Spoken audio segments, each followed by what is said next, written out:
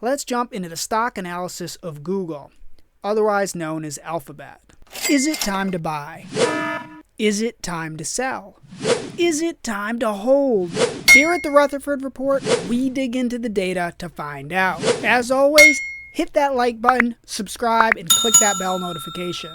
Next, click on my channel bio, follow my link to discover the best investment to buy now. How do I know what the best investment to buy now is? I watch where billionaires move their money.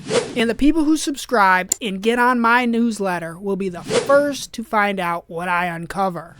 Don't miss out. Go to rutherfordwealthreport.com.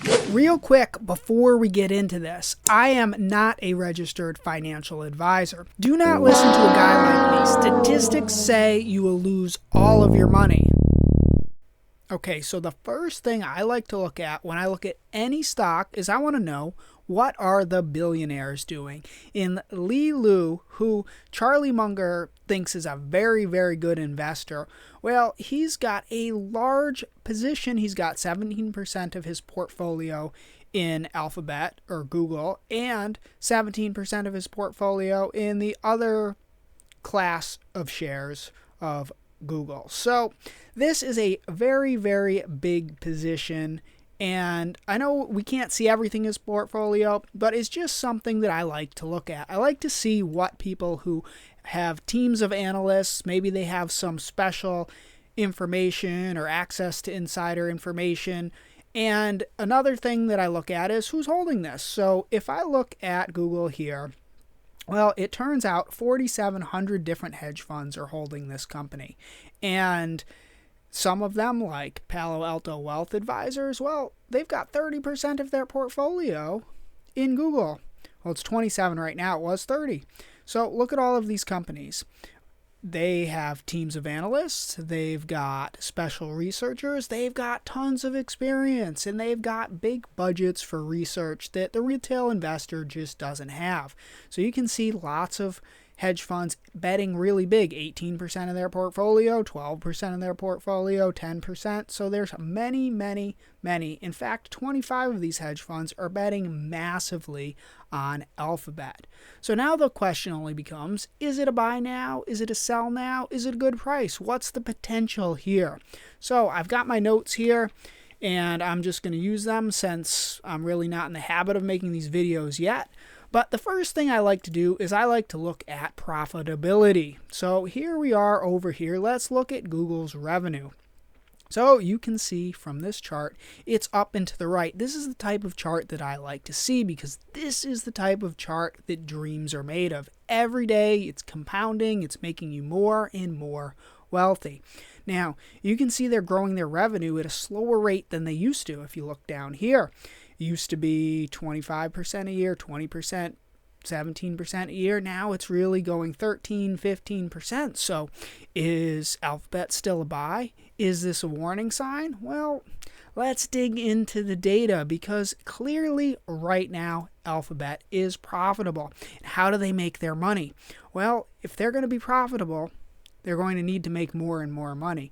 And they make $54 billion from search advertising. This is a handy flowchart that I found on the internet. They make $10 billion from YouTube. Now they've got Google Ad Manager here. They make another Ad Mod. It says Ad Manager here in AdSense. So this is just more advertising. Maybe that's their display network. And that's $8 billion right there.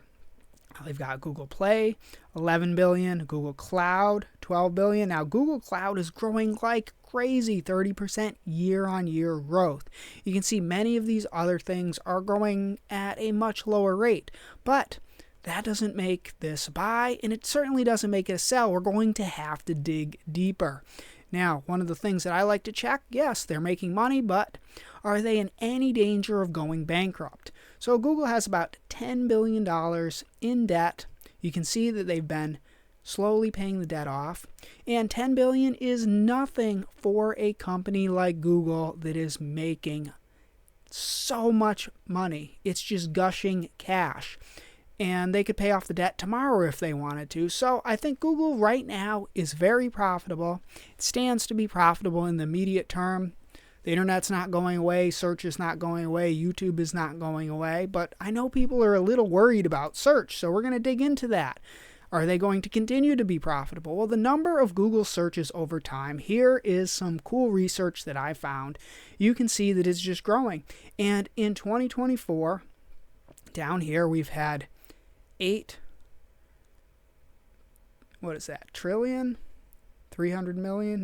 billion searches, and they're projecting 13 billion. Now, these are just daily searches. You can see the volume is going up and up and up.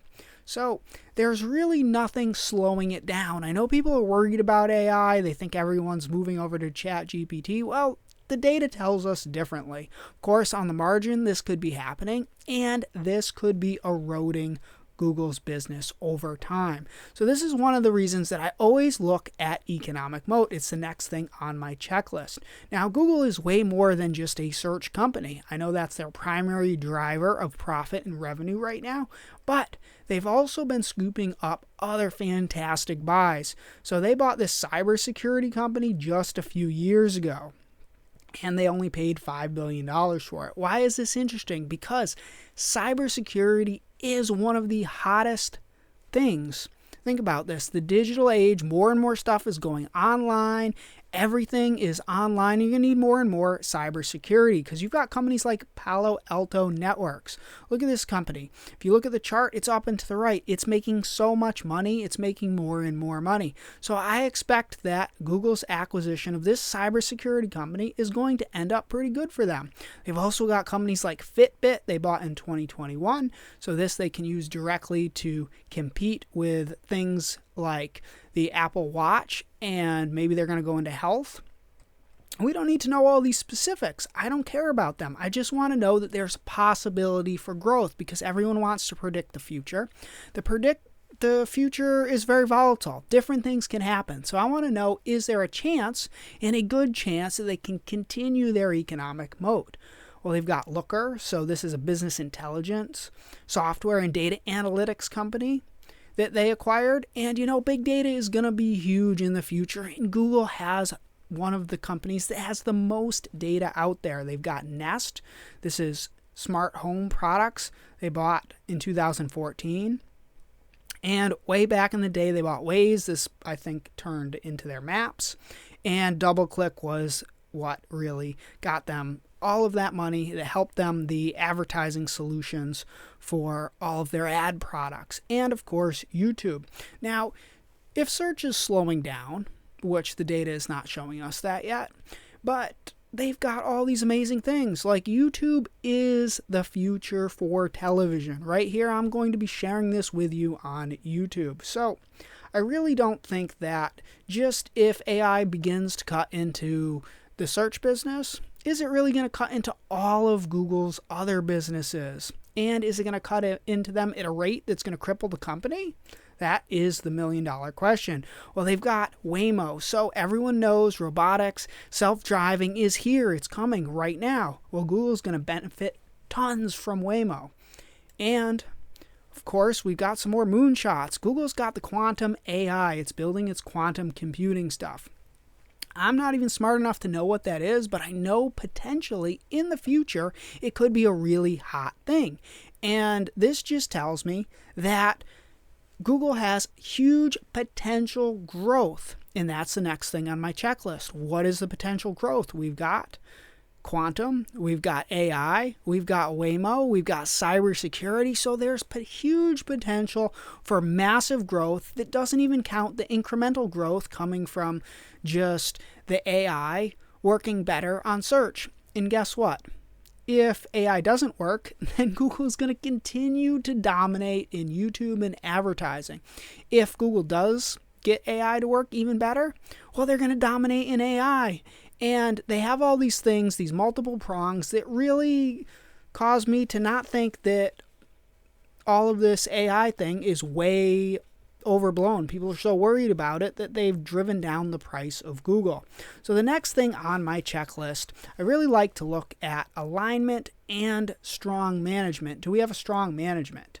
So Sundar Pichai is running Google. And mainly what I'm looking for here is we're not having huge turnover, because when we have huge turnover, that's a big red flag to me. And he was working at Google since 2004, and he's been the CEO since August 10th, 2015. So it seems to me like he's been in the company, he's been a good steward of the company's doing well, and it's not like it's some new CEO that I have to look up to see if he's a buffoon or not. Everything seems to be working pretty well. So we have this strong management. It's not throwing up any red flags. Do we have alignment from the management? So we're going to look at the insider ownership. So let's look at the CEO. The CEO owns and I'm just going to round here, 3 million shares of Google. That's a lot. So guess what? If Google does bad, he's going to do bad. This is the type of thing I love to see when I'm looking at a company. Now, of course, he's selling some of his stock. You can see this over the last 16 years. He's dumped it in a period of time here, a period of time. There are a few periods of time. Now, of course, this is nothing to worry about in my book, because here he goes selling 32,000 shares, and he's got 3 million. For years and years, or months, here this is just months, but we can go farther back. Oh, I guess it's years. So let's look. Over the last few years, he's had just under and over 3 million shares. So he's probably issuing himself shares and then selling them, because there's a tax advantage to giving yourself options. There's also advantage that some of these companies use in calculating how they put it on their balance sheet to make it look better for people who don't understand how to look at it. So to me, this is a big nothing burger as far as him selling stuff. Yeah, sometimes he does, sometimes he doesn't. Whatever. It's kind of like his salary. Now, of course, what would be a huge red flag for me would be if he owned no shares, because then if Google did bad, he wouldn't care. But guess what? He owns a lot, so he's going to care. So is there alignment? The next thing I want to look at is what's going on with the shares outstanding. Are they issuing more and more shares? Because if the company is issuing more and more shares and they've got too much share compensation, guess what? They're diluting me as a shareholder, and I don't like that. Because every time I own some shares, they give themselves some more shares, my shares are worth less. But that is not what's happening. They're buying back enough shares to offset their dilution and bring the share count down.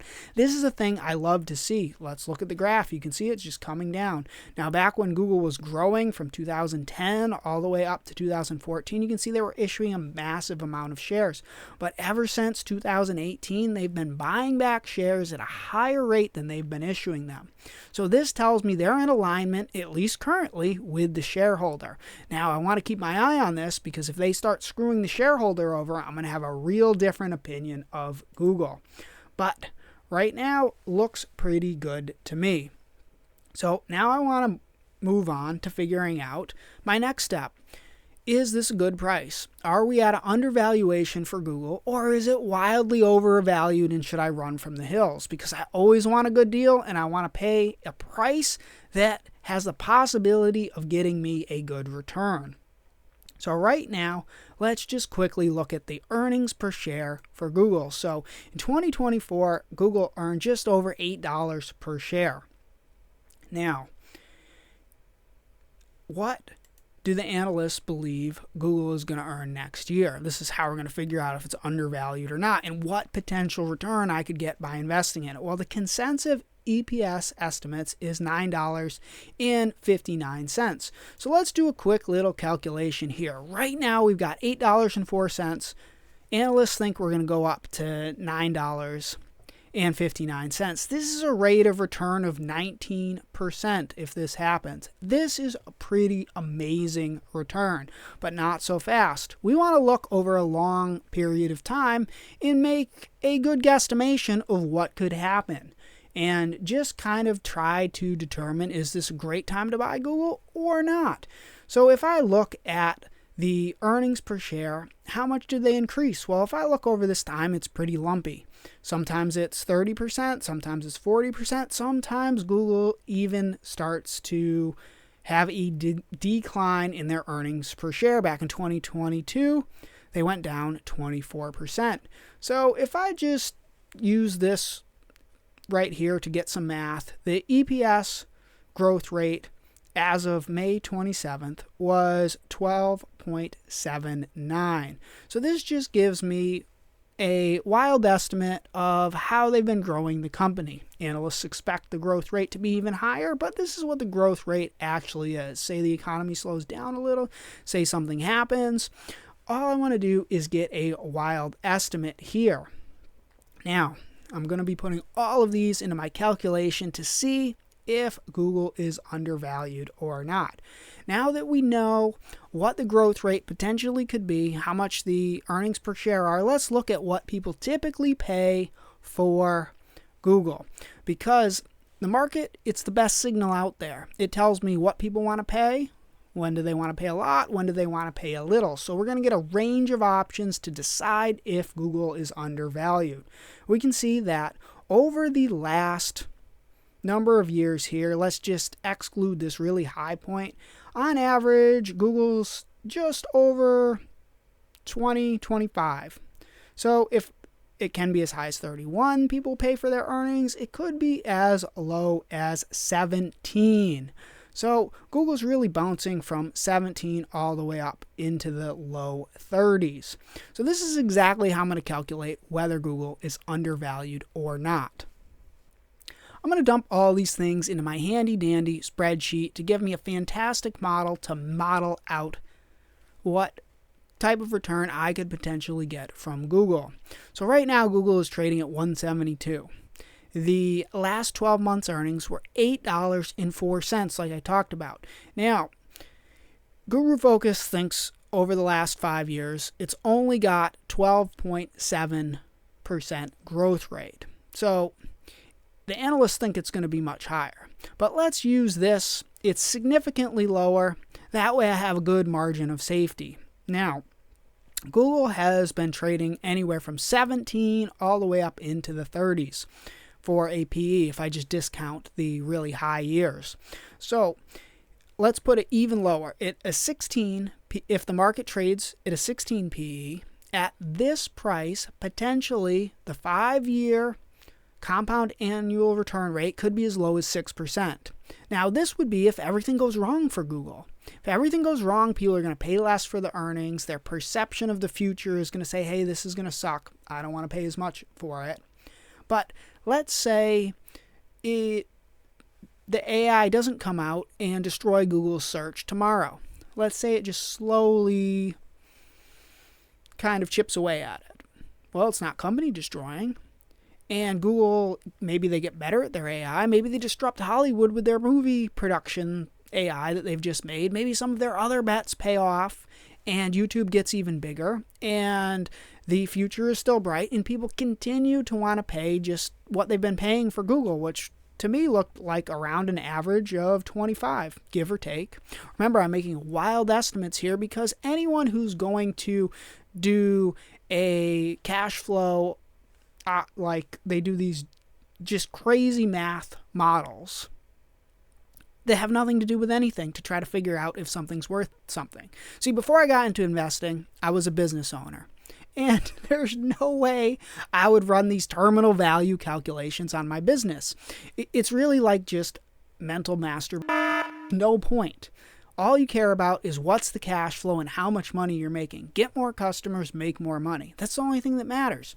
So if Google's getting customers and making more money and its prospects are still good, guess what? They're going to pay. The market is going to pay what it typically pays. And if it does that, just on average, look at this. We could get as high as a 16% per year return. That's market shattering. That's the type of return. 15% makes you super, super rich. So I think this is a fantastic opportunity. And on the flip side, look at this. If we go just kind of trending where the market has been, they've paid as high as like even higher than 31, but I put 31 in here just to be conservative. So let's say a bunch of things go right for Google. Maybe their AI starts to work really well, and then people are not moving to ChatGPT. Or maybe their cybersecurity thing starts making them tons of money, or YouTube starts making them even more money.